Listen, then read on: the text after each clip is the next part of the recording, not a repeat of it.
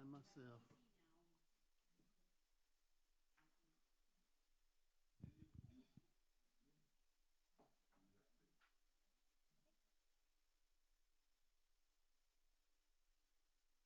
No. It's like a. I don't need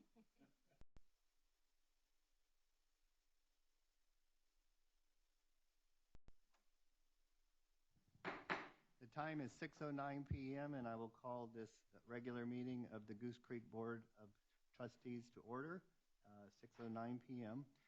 Mr. Sampson, was our meeting properly posted? Yes, it was. And do we have a quorum? Yes, we do. We have, for the record, 5 members present currently and 2 absent. Turn the program over to Dr. McCall for opening exercises. Thank you. Good evening, Mr. President, Board of Trustees, Dr. O'Brien, employees, parents, and guests. The opening exercises for the September 16, 2021 Board of Trustees meeting will be provided by students from Travis Elementary. Please stand for the prayer led by Trustee Woods. After the prayer, please remain standing. Thank you. If you'll bow your heads and pray with me. Dear Heavenly Father, we thank you for your many blessings. We thank you for sparing us the worst of tropical hurricane storm Nicholas. We ask that you give strength and comfort to those that did suffer some adversity during the storm. Thank you for allowing us to return back to campus so soon with such minimal damage. Give us strength today as we make decisions for the betterment of our district. Give us wisdom to guide us in these decisions and conversations that we have. Bless all of our teachers and staff as they do the daily work of educating our students. We thank you for all of these blessings, and we hope that you will be there for us in our time of need and give us the guidance that we need. It is in your name that we do this service, and it is in your name that we pray. Amen. Amen. In honor of Hispanic Heritage Month, the pledges of allegiance to the United States and Texas flags will be recited in English and Spanish by the following students: Brinley Smith, Audrey Burton, Roberto Gomez, Ellie Rector, Callie Powell, Callie Williams, Colette McReynolds, Jacarian Hood, Julian Sanchez, and Carolina Munoz Torres.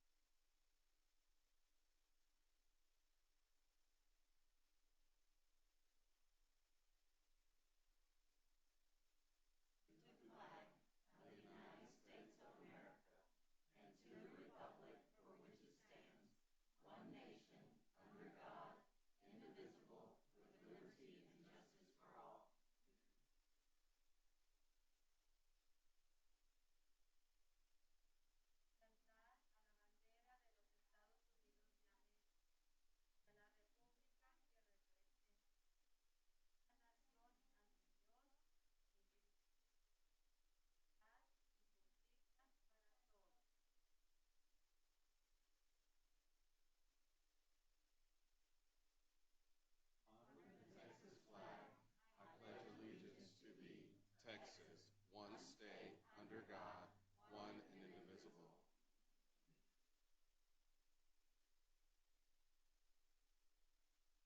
ahora la bandera de Texas. Te prometo lealtad a ti, Texas, un estado bajo Dios, uno e indivisible.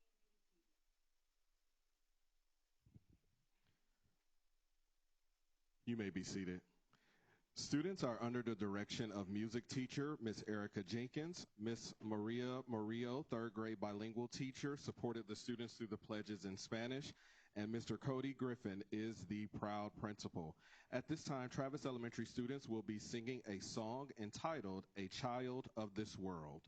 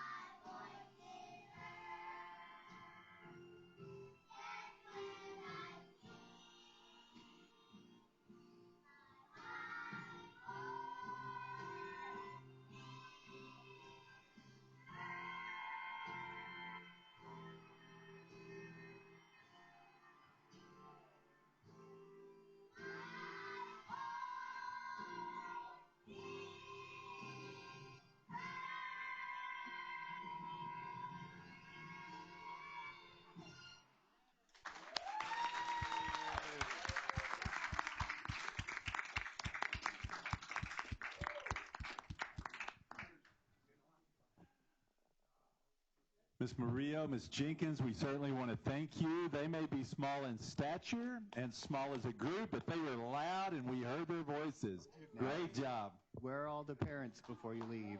Parents, wave. Thank you for sharing. Stand up and yeah. We want to thank you. Thank you for sharing your children with us tonight. Mr. President, this concludes our opening exercises. Yeah, thank you, Dr. McCall. I'm fired up now. All right.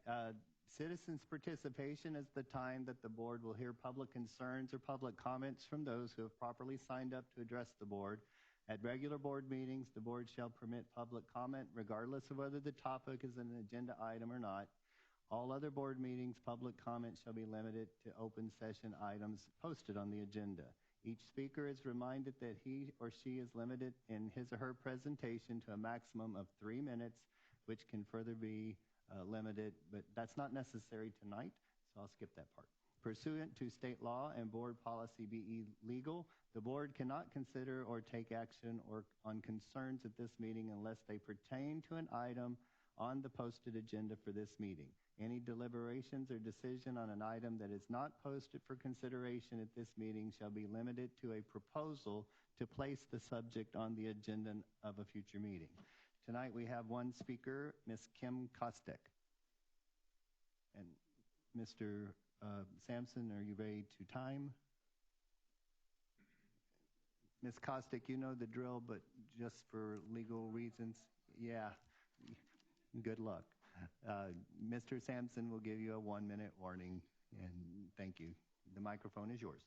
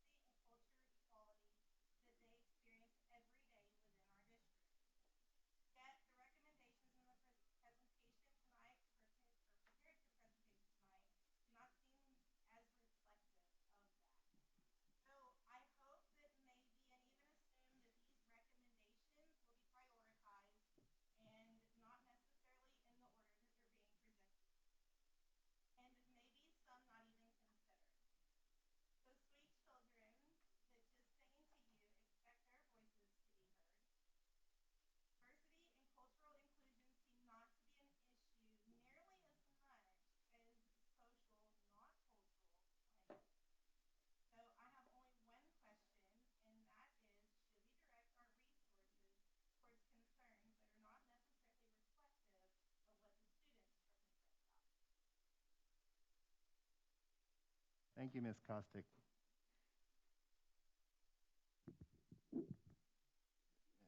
Ms. Garcia, that was the only one, right? Okay, just wanted to be sure. All right, moving on, we have minutes to consider. I'll move for approval. Second. All right. I have a motion from Mrs. Woods and a second from Mrs. Barat-Timms. And ladies, I'm assuming that's taking both August 2nd and 17th together? I'm so sorry, sir. August 2nd and 17th. And 17th? Mm-hmm. Yes. Okay. Any discussion? All in favor, please raise your hand. And I see 5 for and 2 absent, so the motion passes. We will now move to discussion items, Superintendent's Reports. Dr. O'Brien. Yes, sir. This evening, we do have under the Superintendent's Report a Student Advocacy Committee update from Mr. Bollinger, Ms. Olivares. Dr. Conklin, come on up.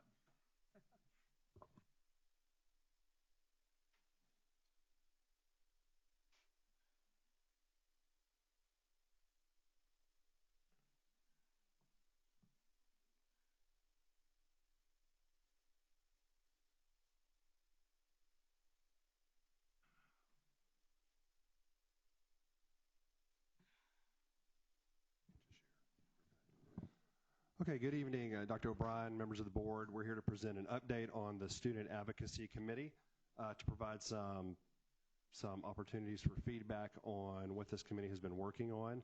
And so just as a quick background, this process started over a year ago on August 10th, 2020. The Board of Trustees participated in an equity and diversity workshop with Dr. Cleveland, and at that time it was recommended that the board develop a board policy that addressed equity and diversity. And then about a month later, on September 9th, a presentation was given to the board on one of the policy recommendations, AE Local, which is usually where the educational philosophy is listed for school boards. And at that time, the board requested that the district develop an equity report instead of just stamping a policy that was presented. So we presented several policies at that time from other districts. TASB also had a recommended policy. And then at that time, the feedback that we received was to look at some of the data within the district, and then based off that data, to come back with the policy. And so in the spring of last year, starting in March, we went through a process to develop an equity report.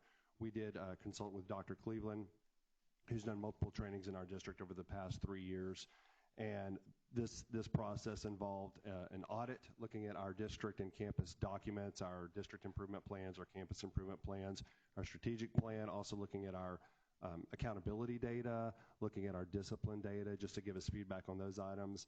And then also we did a survey with our secondary students, and we also did a survey with our certified staff, so primarily our teachers, but also counselors and administrators. And then they did a site visit, and they visited 10 campuses, and then based off of that data from the audit and from the surveys, and then also from the site visits, they produced an equity report, which has been emailed to the board. And from that information and from that report, we formed a student advocacy committee.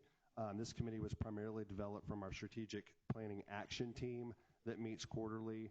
And we also had some external stakeholders on this committee as well, representatives from our partners.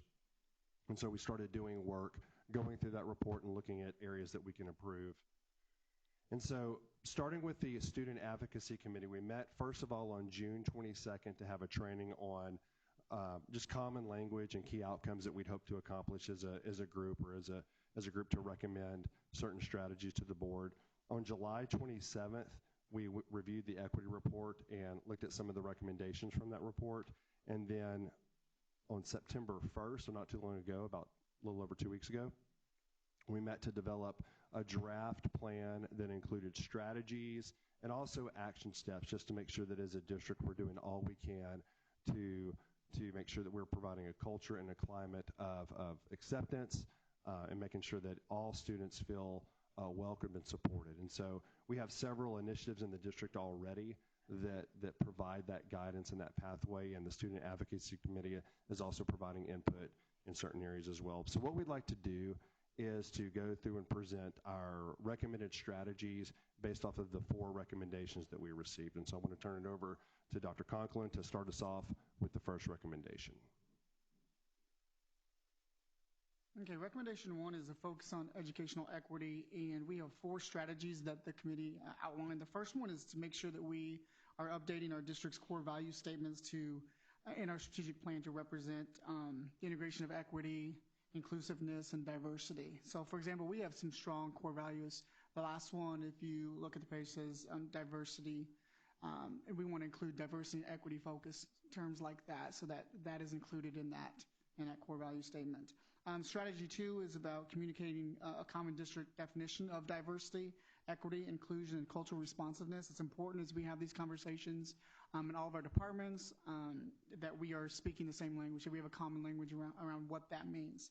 And so we want to make sure that that's on all of our documents, it's on our social media, it's on our district websites, any marketing and publications that we do, that it's clear what we value in that diversity and equity piece. Strategy 3 is the district will continue to develop that student advocacy committee, in that it is going to be reflective of not only school community members but also local community stakeholders. It's also important in this strategy that we've identified how is this going to affect the classroom. So the things that we talked about having to do was to make sure that we conduct an internal audit of our curricular materials and make sure that the materials that we're using and resources that we're using in the classroom are inclusive, that they do represent diversity, and there's equity in that. And then the district has to develop a comprehensive curriculum that works towards eliminating that achievement gap. And so when we talk about developing a curriculum writing team, is that a diverse team? Do we represent everyone so that those voices can be heard and that the selection of those materials are relevant to everyone? And then it's going to be that ongoing review of the curriculum, the scope and sequence, and having the foresight and mindset to adapt as needed. And then the last strategy, there's the Student Advocacy Council will review the scorecard. And what that is just a set of data points that we're going to be looking at, that this committee will look at to measure our progress towards these things. So what does our student achievement data look like? Where are our gaps? Are we closing our gaps? What does our attendance data look like? What does any other data point that we can get our hands on. How is that showing that we're making progress towards closing the gaps? Then the recommendation 2 is a focus on student engagement and a culture of caring. And so this really is focused around how our SEL department can help support our students. Strategy 1 is providing opportunities for student input and voice through surveys and site visits. I think that's one thing that we do really well, is to make sure that our student voices are heard. And not only through surveys, many times we put students on committees to help us make decisions in the district. And we want to make sure that there's equity among that. What students are we selecting to have that voice, and make sure we're being inclusive on that. Strategy 2 is ongoing review of disciplinary data to address any disproportionate suspensions and expulsions for students of color, making sure that the right support systems are in place there, making sure that our teachers are trained to help support all of our students. Strategy 3, continued development of social emotional learning programs and practices.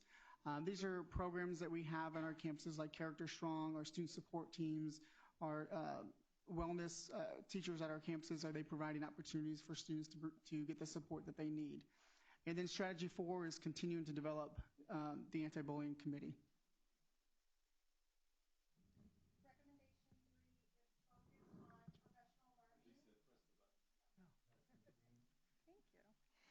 Okay, recommendation 3 is really centered around professional learning, around cultural competency.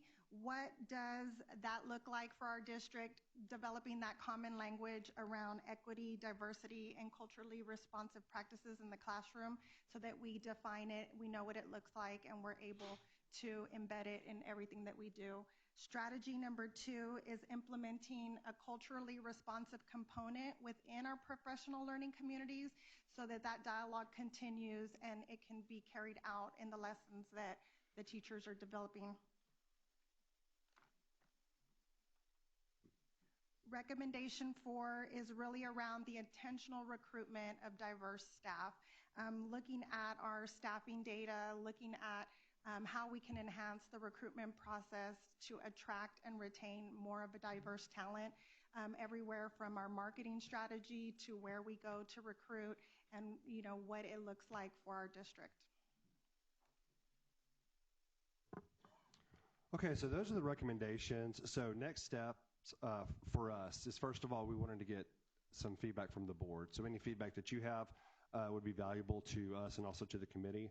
Once we receive that feedback, we will go back with the committee, revisit the recommendations, make any changes if needed, and then develop action steps and also a timeline for the plan that we'll have in place. And then our goal is by October to have that on the board agenda as far as an action item. And then also going back to the reason why this process started, the request was to look at board policy. And so we also want to bring a draft policy in October, and we'll probably go through a similar process where we'll present some ideas based off of the committee's input, and then based off your feedback, we'll go back and adjust the feedback that we receive, and then present an action item in November. So that's our timeline. We can adjust that, of course, but that's the plan at this point. So we just wanted to give you an update, and that is our presentation. We'll take any questions at this time. My turn? Okay. Thank you very much. Beautiful presentation. And I just lost it. What happened? Okay, so I'm going to touch on one of the points that Ms. Kostek brought up, because I know that we're currently in the process of getting our anti-bullying committees together and going. And one of the concerns that I've had with that process, which seems to be pretty high focus for our students compared to some of the other issues with cultural diversity, et cetera, the bullying committees are still forming, but I want to make sure that we are moving in the direction that every campus has an anti-bullying committee, specific. And so I think we need to really push the focus with our students that they need to be more involved in the process. one of the things I've been concerned about with the beginning of this is that we don't have representation from every campus on the student level at the, I guess, at our top level. You know, our anti-bullying committee that we're hosting right now has to trickle down onto every campus. I think it's state law now. Every campus has to have an anti-bullying committee. So that's where we have to have campus level administrators, teachers, parents, students. And so far, we don't have that in what we've been working with. And I know we're still growing, it's still forming, but that's something that we really need to focus on, because I think as, you know, results from the student surveys, that was much more of an issue for them than some of the other questions on there.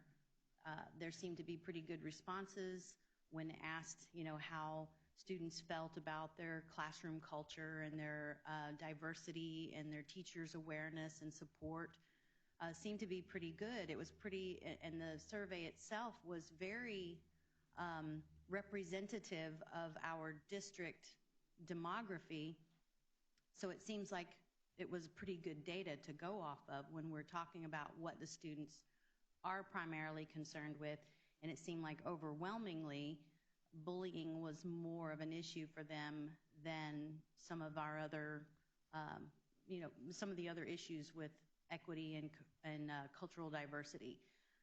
They felt fairly well supported by their teachers and staff in many of the areas, with bullying being their one of most concern. So that's something I think we need to make sure that we're pushing as we move forward with our anti-bullying committee, that's just the umbrella committee, and that each campus is going to be responsible for taking what we are working out in that anti-bullying committee and bringing it to the campus level. I'm pretty sure the Senate bill, 2050, had specific instructions that every campus would have a committee devoted to anti-bullying, and that student and parent stakeholder, as well as teacher and administrative representation on each campus, in order to really get that work on this issue to the ground level. That's just basically what I've been kind of struggling with here when we're working on moving forward. I know we can't fix it overnight. By Friday. By Friday, okay. You have till Friday. And I think it's important to note that the anti-bullying committee is different than the student advocacy committee. The anti-bullying committee they're charged with a very specific task, and I think they're making really great progress on that task. The student advocacy committee is addressing issues that we have been addressing, to be honest with you, but we're just trying to be more intentional about it. If there's any type of achievement gap within our academic data, then this committee would be another voice in looking at that data and providing recommendations. The culturally responsive teaching, making sure that whenever we pick authors or we pick strategies, that we're addressing all of our students and we're building positive culture within the classroom. That's been in the strategic plan for 4 years, and so it's not anything new. We just want to make sure that we're being more intentional in that work. If there's any data that shows a discrepancy in disciplinary action, then we want to look at that data, which we already do. That's part of TEA process. We look at that data, but we just want this committee to be another set of eyes to make sure that we're doing all we can to close those gaps. And that's really what this committee is about, is closing any type of gaps that exist. We know that with TEA, Domain 3 is closing the gaps. And so this committee is charged with looking at that data and again, developing strategies to help us make progress. We've made progress, but we're not perfect. And we know that there's areas that we need to improve, especially in Domain 3. And so that's the why for this committee. Just to follow up, we have school board policy, and we have administrative guidelines, and those two things drive everything we do as far as dealing with our student population, our community. Policy is what tells us, is the direction that we go. And I think, Matt, you made a very valid point that it's just leaving no stone unturned. Should we have a violation of some sort, we would have a board policy to reflect to, in regards to how to handle that. We have administrative guidelines in place, but the board policy sort of supports that, and they support one another. I'll be quiet now. Just tagging on Mrs. Woods, talking about the continued development of anti-bullying committees. Since that's in its infancy, let me just throw an idea out there, and then we'll leave it to your devices. But perhaps that committee needs to be on the lines of how we do ILC and ILT, where there's the campus level committee, and then each sends one to the district level, or maybe a student and an adult for district-wide anti-bullying development. Because it sounds like in the discussion that we're interested in getting things going on the campus level, but we need that district communication piece as well. So just an idea there. Make a quick point. I had the pleasure of sitting on that committee, and the group worked very hard, and on looking at all those factors, because we know that bullying plays an intricate part in with equity and diversity, and some of those things happen in the case of bullying. So I think the committee looked at that on many levels and looked at them as going hand in hand. And the staff really worked hard on making sure that happened, and that's a great point of looking at each of the schools. And that was one that was brought up during the committee's discussions as well. But they duly noted that was part of it and needed to be a big part of that discussion as well, and in the place as well. So thank you guys too. Good report. Well, thank you for that, and also thank you for serving on that committee. Enjoyed it. Is it possible, I'm sorry, Howard, I just wanted to ask, I know that the equity report, which you guys worked on based on the surveys that you did and site visits, et cetera, is that something that you could attach to this update so that we can, I mean, I just would like to see some more detail behind the recommendations that came out. Sure. I believe we sent it a few weeks ago, and I can resend it on the next board update to Dr. O'Brien, to Ms. Garcia. So that would be great. Can I? Yes, sir. Okay. I'm looking at your recommendation 1. And I know we're talking about bullying, and also we're talking about equity and diversity. Are we kind of like a quilt putting two together, saying, well, we're talking about equity and diversity and bullying? Or are we talking about equity and diversity as another measure of what we're looking at? In other words, is it equity amongst students? Is it diversity amongst students? Is it inclusion amongst students? Then on the other hand, are we talking about bullying as far as bullying itself, the definition of it, for us to kid to kid of that nature?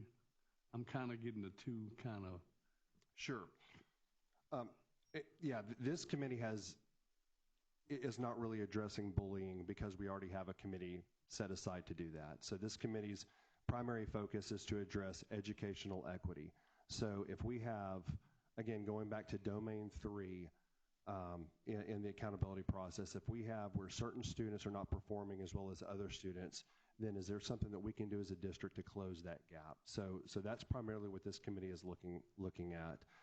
If there is disciplinary discrepancies where a certain group of students is, for whatever reason, is getting more out-of-school suspensions or in-school suspensions, TEA provides, we have to submit that data to TEA, and so we want to make sure that we have strategies to show that we're addressing any type of issue such as that. And so that would be the primary charge of this committee. We received a lot of questions tonight on bullying, but this committee is really not focused on bullying, except for we're just giving a hand clap to the anti-bullying committee and the work they're doing. Okay, so the educational aspect of it, we're talking about equity in education, diversity in education. Basically, you said that closing the gap.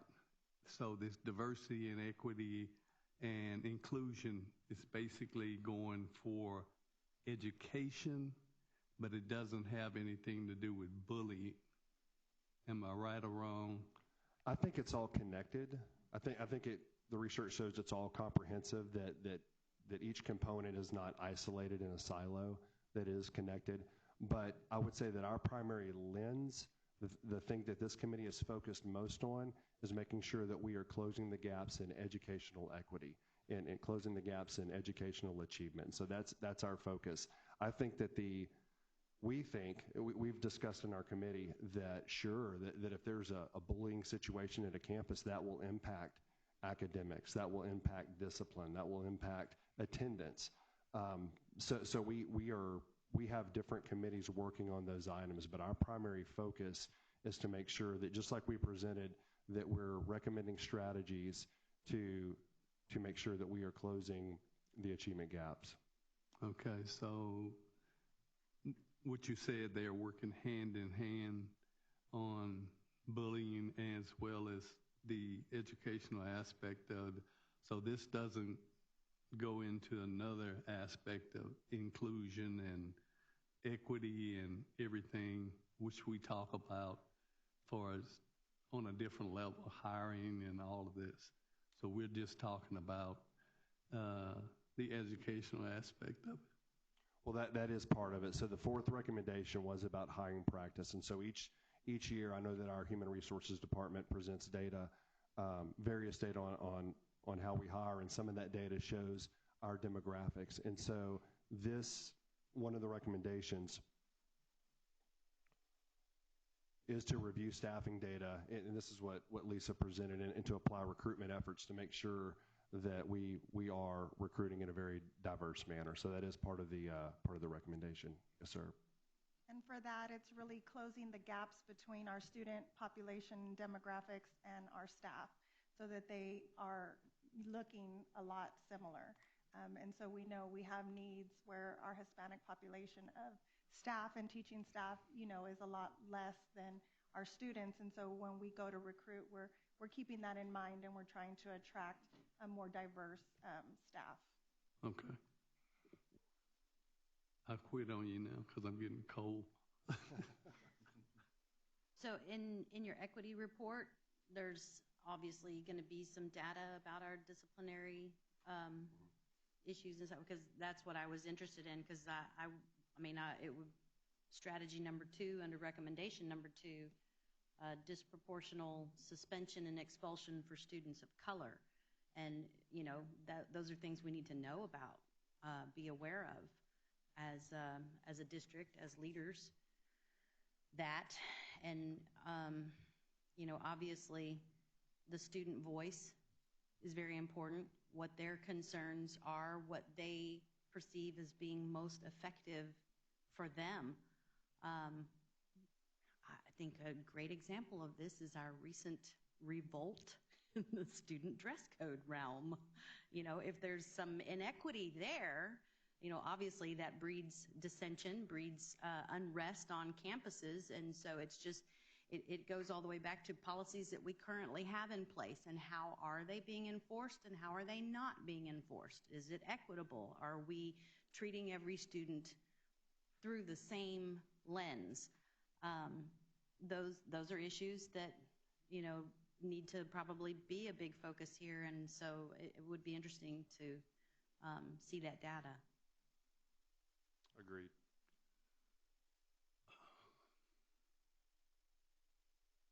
Hurry, Mr. Clem, before I think of another question. Well, I'm ready to move on to the strategic plan, but... Go for it. You're next. You're up. Okay. So, are there any other questions? Okay, thank you very much, guys. Thank you. Appreciate it a lot. And Dr. O'Brien? We'll keep Mr. Bollinger up here for the next report. Thank you, Dr. Conklin. Thank you, Ms. Steele. This counts on my You got timer tagged for as the hot one seat report. tonight. Right, so he's up for the trophy if he keeps going here. No, it's 2 separate times. Stop the time All right, clock. we'll give you that. We'll restart We'll it give here you in that. a minute. Okay, so we wanted to provide, we do have a team that's working on the strategic plan, but wanted to provide a quick update on the progress, and we have several recommendations. And in a similar process, we wanted to share the recommendations tonight, get feedback from the board, and then if we need to make any adjustments, we will, and then we'll bring those back as an action item. And so the purpose of this presentation is to highlight focus areas in the strategic plan and also share some of the recommendations that we have for the 21-22 strategic plan. There are several changes that we're recommending for this. As a background, the strategic plan addresses major goals, major initiatives within the district. It's also, we're beginning our 4th year of a 5-year strategic plan, so this is the 4th year of that plan. And we have a strategic plan action team that meets once a quarter to review the strategic plan, to look at our progress, to look at data, and then also to provide recommendations. And so that's just a quick background on the strategic plan. We have 5 goals, and so this presentation will walk through each goal, and then we'll also share recommendations for each goal. So for goal number 1, this is the main priority is academic performance. And so our focus areas, which you're familiar with, include professional learning communities, our visible learning, and our instructional rounds initiative, our culturally responsive teaching initiative. Attendance is a big focus in the academic performance goal. Also, the use of educational technology, and then our career academies. So just to give you a real quick snapshot of goal number 1, these are our initiatives, these are our action steps. And this presentation is just meant to be an overview, so I'm not going in the weeds with any goal. So we have several recommendations, and what I mean by that is we would like to update the strategic plan to include some items that are not currently present. So 4 years ago, when the strategic plan was developed, there were certain items that were not included that are a priority now. And so we're recommending that, first of all, early learning academies and the focus on early literacy be a part of the academic performance goals. So that's one recommendation. We would also like to include AVID as a college readiness system. This is a system that we've had in the district for over 10 years. It's at every secondary campus, and it drives, there's a big push with AVID, advancement via individual determination, and making sure that our students who are interested in going to college have that opportunity. And so we're recommending adding that. And then also we're recommending adding an additional emphasis on social emotional learning. And so the recommendations from the Student Advocacy Committee would be a recommendation to add in the strategic plan. The anti-bullying committee recommendations would also be included if approved. And so we've devoted a new department with Precious Reminick and her staff under social emotional learning. We know statewide there's been a very heavy push on this, and so we want to make sure that if that's the case, if we're spending a lot of time and energy and money on it, then we also want to make sure that it's reflected in our plan. Okay? So that's goal number 1. We are going to add a document called the Instructional Framework. Our curriculum and instruction team has developed this. I know the font's very small, but this is mainly just an image to show you that this one-pager highlights our key academic initiatives. Okay, for our second goal, it addresses community engagement. Our major initiatives in this for this goal include our communications, our website, also our publications. I placed a new publication on your desk that's been mailed out to every home, every household in our community in Baytown and Highlands. And so we're proud of that, just to showcase some of the things that are going on in our district. Also, social media and our new podcast is a big push for this goal. Health and wellness also falls under this initiative as far as Be Well Baytown and all that we do to engage our community. We're a big partner with Be Well Baytown. Education Foundation strategies and goals fall under this goal, as well as our Giants of the Month recognition. And so these are our key initiatives, our key action items for community engagement. What we're recommending adding 2 items. One item is we want to make sure that not only our district website, which has a new redesign, we're very happy with that, but also our campus websites are up to date and they're providing the information that our parents need. And so as a parent, we know that sometimes it's very frustrating to have to search for the thing that you're looking for. Sometimes it's very difficult. And so what we've initiated is a campus websites. We're doing 3 audits for our campus websites, just to make sure that we have all the critical components at each campus website, and then we make adjustments with the webmaster at each campus. And so that's one measurable outcome that we'd like to add. Also, we have updated or added a new app. And so if you don't have our Goose Creek CISD app, it went live on Android and also on the Apple phone on Sunday. And so maybe sometime during this meeting or in closed session, you can download that app, but the app is very attractive. It's very user-friendly. We're going to do a huge push this week to our parents and to our families on downloading the app.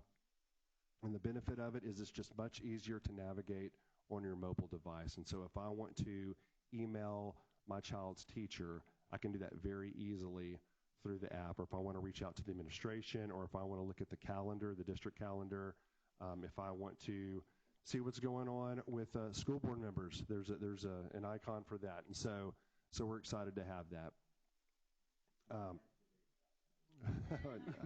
Maybe. The other item we want to recommend adding is our School Health Advisory Council, our SHAC committee. And the reason why is because, again, there's been a very strong push for SHAC over the last 2 years within that department. So we want to make sure, again, that if we're spending a lot of energy and resources on addressing our school health, then that's reflected in the strategic plan. Okay.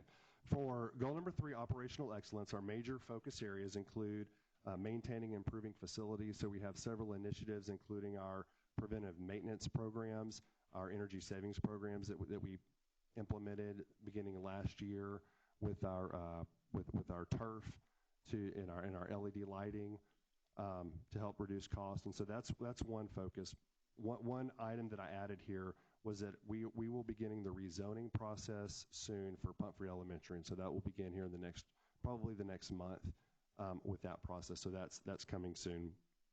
So that's one major focus area. And then the second major focus area is providing a safe and secure environment. So when this was developed about 4 years ago, the primary focus was safety on campuses. And so making sure that we're running our safety drills, that we're doing our threat assessments, that we put up fencing, we increased our security at each campus to make sure that we have a safe environment. That's the primary focus here. So with that in mind, there's other safety issues that we would like to recommend to be included in the strategic plan. One is with cybersecurity. So we know that district-wide, this has been a huge area of concern for all districts in Texas and beyond, with hacking issues and with cybersecurity violations. And so we have several strategies that we want to recommend be included in the strategic plan to make sure that we're saying this is a major emphasis, that we're protecting our data, and that we are doing all we can to make sure that the data that we possess is secure. And then the second one is, of course, 4 years ago, COVID was not around. And so we've spent a lot of time and energy on implementing safety measures for our Safe Return to School plan. And so we would also add that.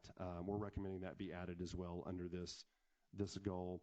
We are rolling out a new TEA testing program where our staff will be able to get tested very, very easily and quickly for free. And so that's rolling out, as well as a free student testing opportunity as well. And so we're in the process. TEA just provided some grant opportunities that we are taking advantage of. And so that will allow us to provide more resources to our families, to our nurses, and also to our staff to increase testing.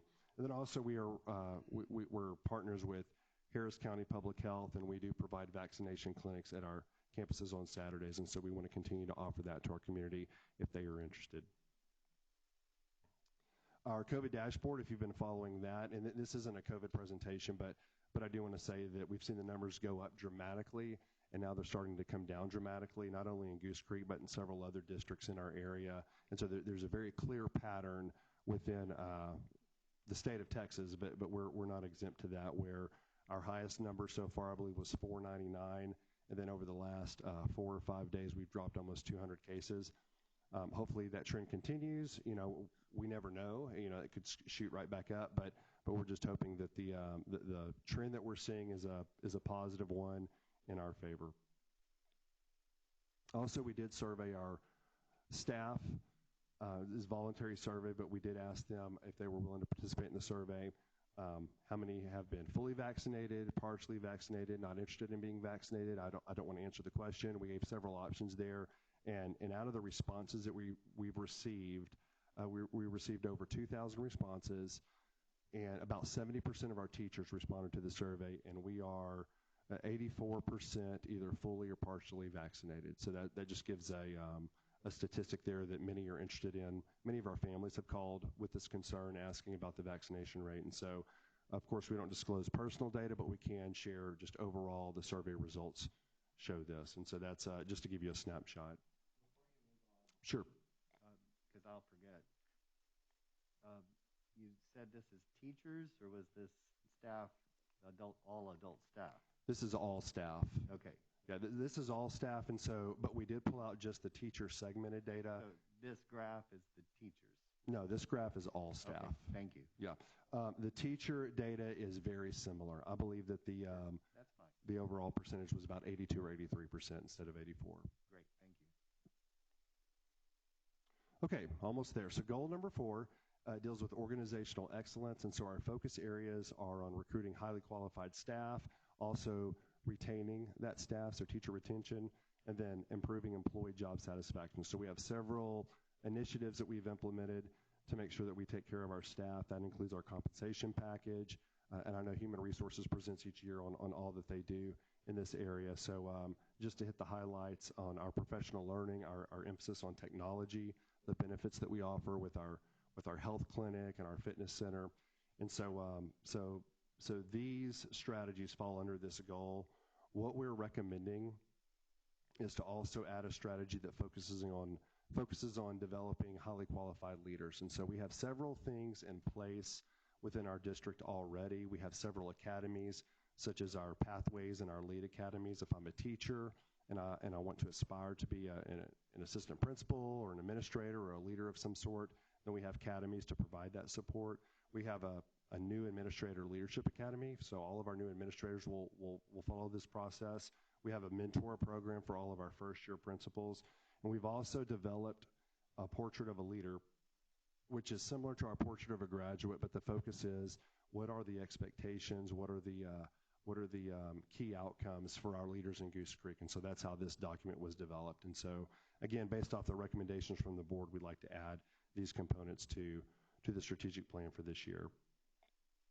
And then for our last goal, financial stewardship, our primary focus is protecting our fund balance, making sure that we're implementing all cost savings measures, and also keeping our ratings high for our bond ratings. And so we don't have any recommendations on this goal. I think Bridget will come up here in a little bit and share a little bit on one of the action items.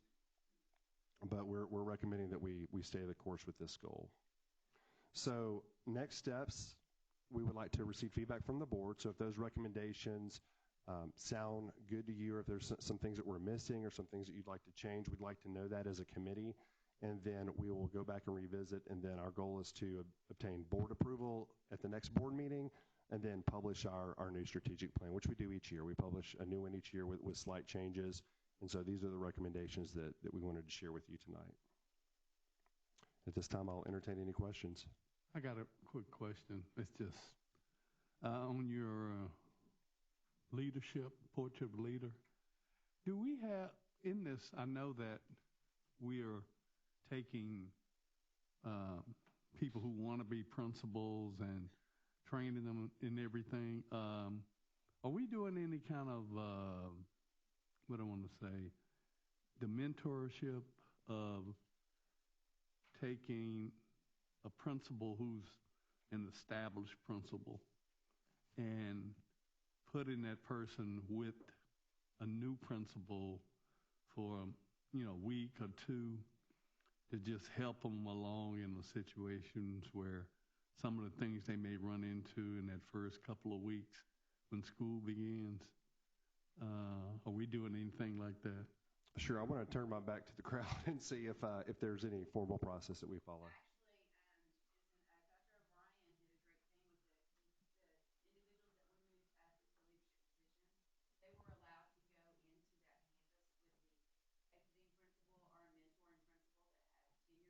Yeah. And spend about 3.5 to 4 weeks with them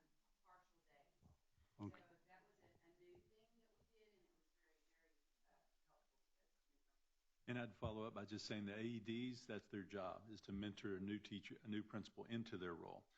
They are assigned campuses across the district equally, and that's their primary role, is to serve as that mentor, having been, all three of them having been principals and served in that role. The other thing I would say is it happens somewhat naturally as well at our meetings. We sit in groups, and so those small groups are able to serve. The more veteran principal would serve as a mentor to the new principals in their role. So we have it covered on multiple levels is how I would answer that.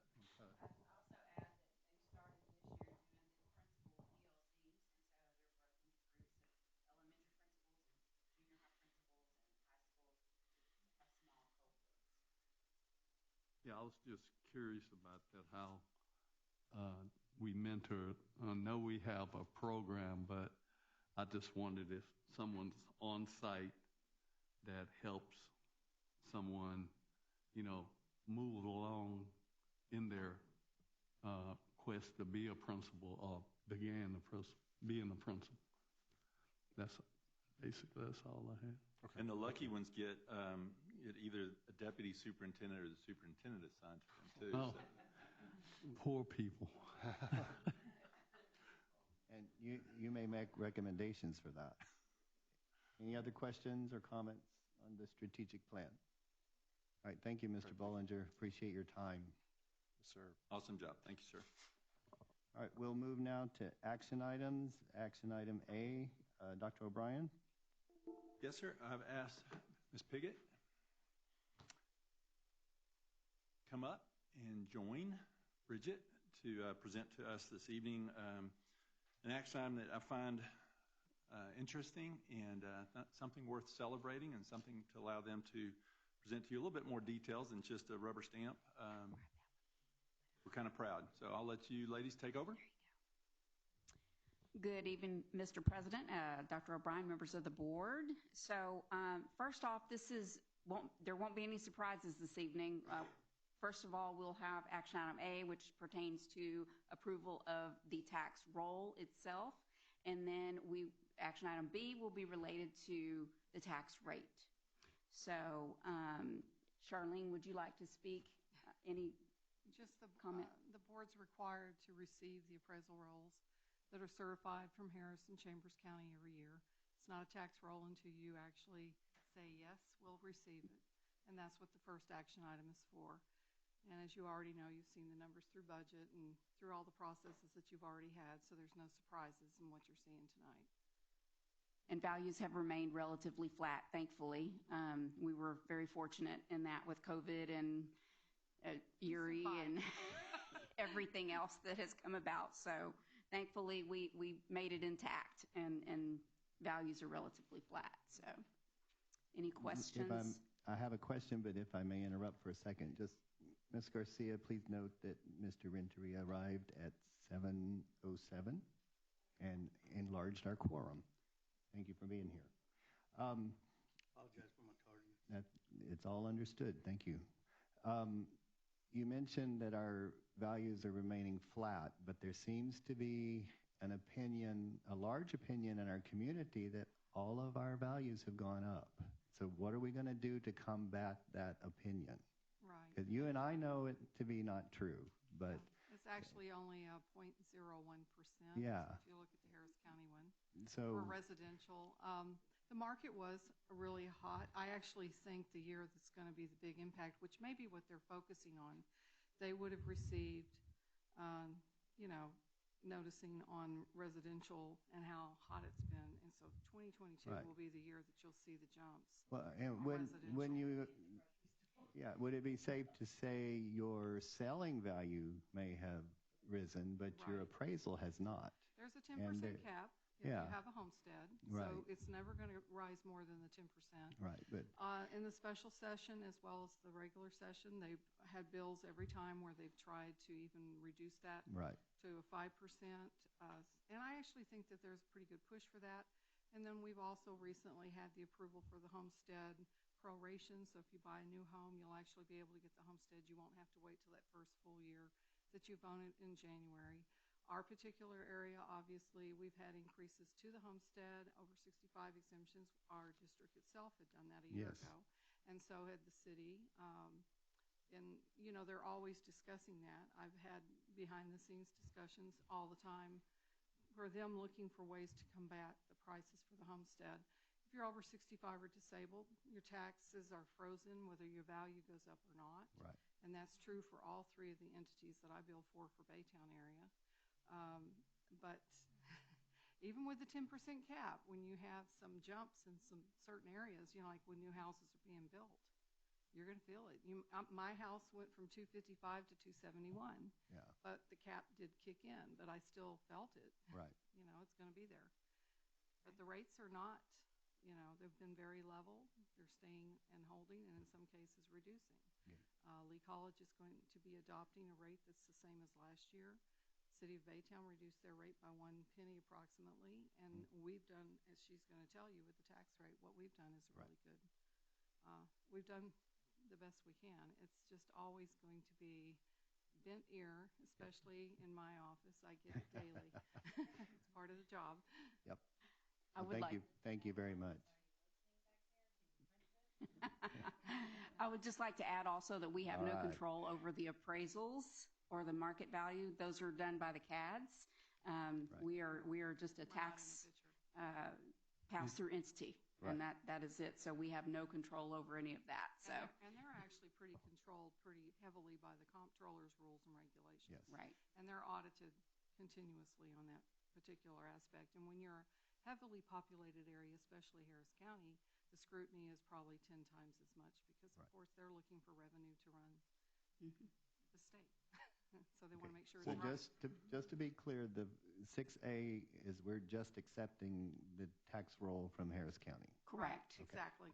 We're not making the numbers. Right.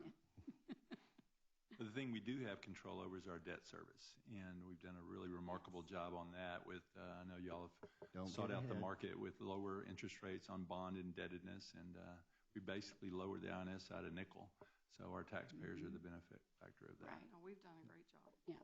And I'll elaborate on that on action item B as well, even more. Okay. Any other questions or comments on action 6A? And I didn't cut you off, did I? No, Okay, no, sir. okay, No, just we're making sure. Then I could seek a motion for concerning 6A. I'll move to approve. I have a motion from Mrs. Guy and a second from Ms. Woods that we approve action item 6A. Any other discussion? All in favor, please raise your hand. Seeing 6-4 and 1 absent, the motion passes. Now let's move to 6B.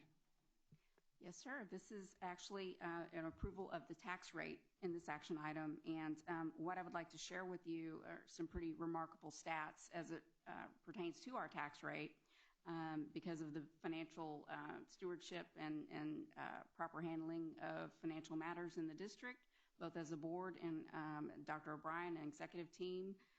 We've been able to secure some pretty great rates.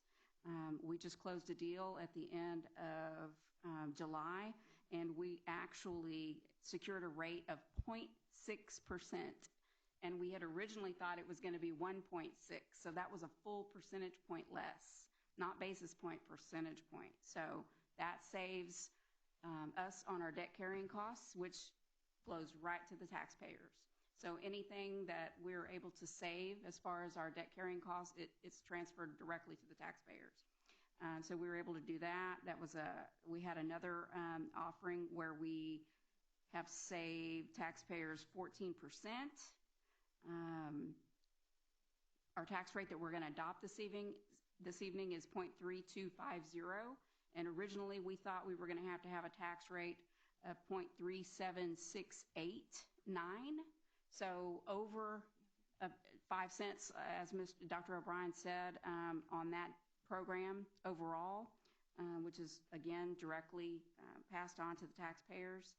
And overall, collectively, we've saved taxpayers over $29 million in our adjustable rate program.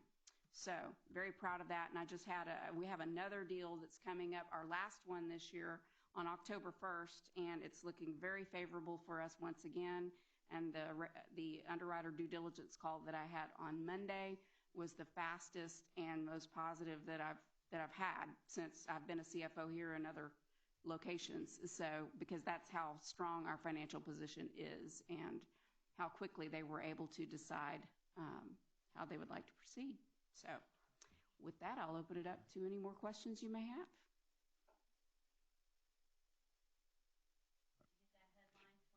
Well, yeah. So just to be clear, when we did the 2018 bond, 2019 bond, whichever one passed, 2019 bond package. Yes, sir. At this point, we expect it to be, what, 5.3, 5.4 cents higher than we're coming in tonight. Yes, on sir. the debt service side, right? That's absolutely correct. Yes. Well, the tax rate was... I'm just excited that we're able to do that, and I am ready anytime you want to bring bond savings programs to us, because I like when that fellow visits and saves us money. I agree. Any questions or comments before we move forward? All right, thank you again, and I appreciate your time and your presentations. Seek a motion concerning action item 6B. I'll second. I have a motion from Ms. Woods and a second from Mrs. Guy that we approve the tax rate for 21-22. Any further discussion? All in favor, please raise your hand. Seeing 6-4 and 1 absent, the motion passes. And thank you again. Thank you. All right, we'll move to consent agenda. Item C, Dr. O'Brien. Yes, this evening administration brings to the board for consideration of consent agenda. 1, donation from Lincoln Electric Company. Number 2, School Health Advisory Committee, SHAC member appointments. Number 3, waiver to provide remote homebound instruction for individual students for the 21-22 school year. Number 4, proposed 21-22 student remote instruction conferencing waivers for students receiving remote conferencing instruction for more than 20 cumulative days during the 21-22 school year. Number 5, first option to extend competitive SIL CSP for audiological, audiometric equipment, supplies and related services. Number 6, third option to extend CSP for spirit wear and apparel. Number 7, superintendent's expenditures. Number 8, tax refunds. Administration would recommend to the board for approval. All right, would anyone like to pull an item or ask any questions? Okay, I will have one question. Item 4, was anything under our cover changed based on the last legislative special session virtual laws? Yeah, thank you. I couldn't find my big number. Did anything in Senate Bill 15 change what we've had here in our packet for a few days? Is it significant to what we vote on tonight? Well, that has nothing to do with the... Okay. Gotcha. All right, thank you. Anybody else? All right, then I would seek a motion concerning 6C.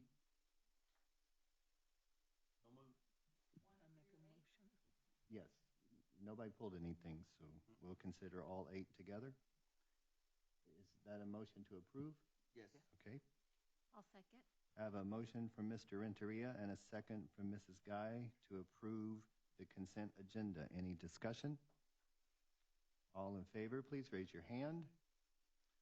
Being 6-4 and 1 absent, the motion passes. We'll move to future board agenda items, trainings, and board meetings. I think Ms. Garcia left each of us an agenda for the conference next week if you're attending. If you have any questions about that, let her know. Also, would you correct me if I'm wrong? You said there's a possible dinner the first night, but she will send out email confirmation if that comes to fruition. Right. Other board meetings or trainings or agenda items? I have one thing. I would like to see some data on AP test performance, maybe comparing the state to the district and then the different schools individually also.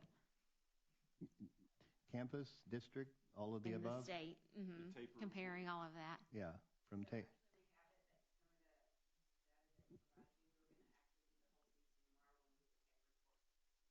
Okay, so it'll break it down by test, by campus. Like I want to see like the state, the district, the campuses, and I want to see each test that's taken and the percentage. I think there are several of us interested in specifically what our AP program is doing. Yeah.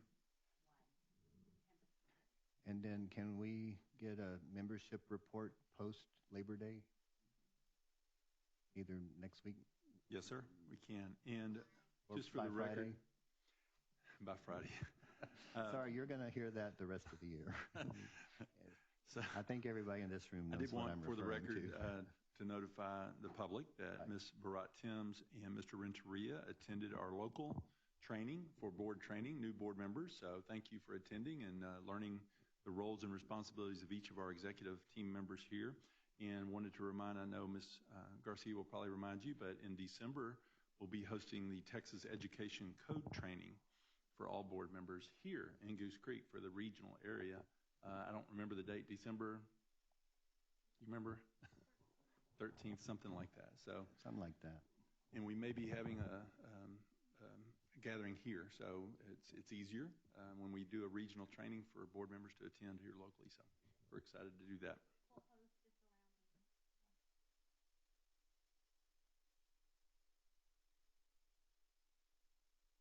All right.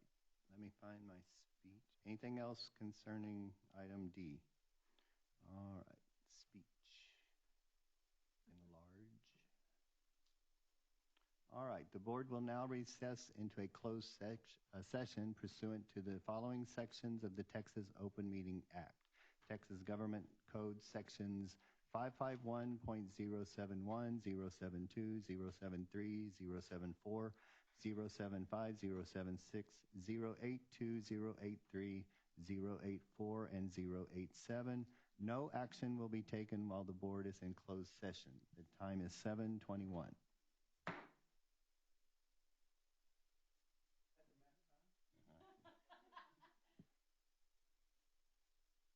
All right. I'll call us back to order. The time is 8:30 p.m. No action was taken while the board was in closed session. We will now move to item G, consideration of personnel. Dr. O'Brien. Yes, sir. At this time, administration would recommend that the board accept the personnel action taken by the superintendent for the 30 teachers that were hired over the summer months, and accept the recommendation tonight for teacher Chelsea Shuck to Highlands Junior School. I'll move to approve. Second. Have a motion from Mrs. Guy and a second from Mrs. Barat Timms to approve the elections. Any discussion? All in favor, please raise your hand. Seeing six. Okay, 6-4 and none against, one absent. The motion passes. At this time, administration would recommend that the board accept the resignations and retirements as presented. I'll move to approve. Second. Have a motion from Mrs. Guy and a second from Mr. Sampson to approve resignations and retirements. Any discussion? All.